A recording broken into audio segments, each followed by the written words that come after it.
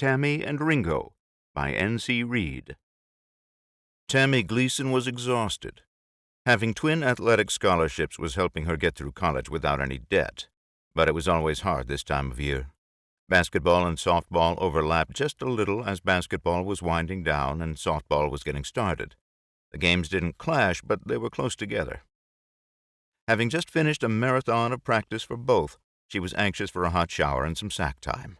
She ignored her phone and didn't even glance at her dorm room's answering machine, instead grabbing towel and toiletries and heading for the bathroom she shared with 3 other girls. 20 minutes later, she was feeling almost human again. Wearing only her towel, she plopped down heavily into her chair and listened to her messages. Coach's announcements, skip. Friend Wendy wanting to get a pizza, skip. Dad warning her to get out of the city while she could, skip. Wait, what? She replayed the message. Tammy, for God's sake, where are you? I've been calling for over an hour. Listen to me. I don't have much time. Things are about to get really bad. I mean really bad. You need to pack up whatever you can live without and get back to the base right now. Don't stop for anything but gas, and make that quick. Bring everything you can carry, but don't hesitate to leave it all behind if you have to. I've got to go, baby girl. We're being deployed right now. Sweetheart, please be careful and trust no one. Understand? Trust no one.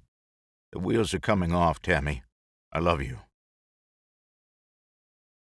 Tammy sat back in her chair, releasing a breath she hadn't realized she was holding. Holy shit. They were deploying her father's army unit here at home? What the hell? She checked her cell phone and realized that it had been his call that she had ignored. She hastily listened to a similar message, noting the fear in her father's voice. She had never heard him sound like that before. Her father was stationed at Fort Bragg, North Carolina. Reese Gleason was a battalion sergeant major, one of the highest-ranking NCOs on the base. For almost as long as she could remember, it had just been her and her father. Tammy's mother had died when Tammy was just 4 years old. Her parents had been only children, and her grandparents had passed before she was even born. Reese had managed to put off deployments until she was of school age, but it had cost him later with extra deployment in the way of TDY assignments. The wife of one of his best friends had agreed to take Tammy in when Reese was off base, leaving her with Mrs. Steele for months at a time. With Sergeant Steele also gone, and the Steeles unable to have children of their own, it had been a good arrangement for both of them. Lucinda Steele became a surrogate mother for Tammy, and Tammy became the same kind of daughter. The two were as close as any mother and daughter might have been, save that Lucinda had not given life to Tammy.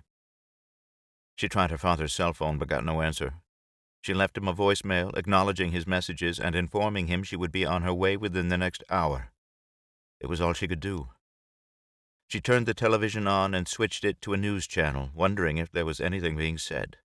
But there was nothing, at least not yet. She dressed quickly and started throwing her things into a duffel bag. She ignored her stereo, television, uniforms, and other less than useful things. She grabbed the small emergency kit that her father had prepared for her and placed it in the top of the duffel.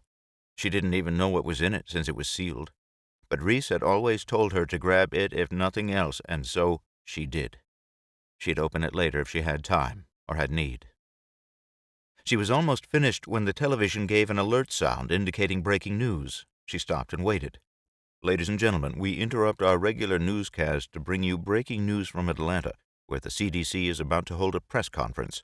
We go live now to our reporter in the field, Gretchen Danner. Gretchen, what can you tell us? You have been listening to an audiobook excerpt from Tammy and Ringo by N.C. Reed, published by Creative Texts Publishers, LLC. All rights reserved. Visit our Creative Texts website at www.creativetexts.com to check out all of the other great authors and titles available from the Creative Texts catalog.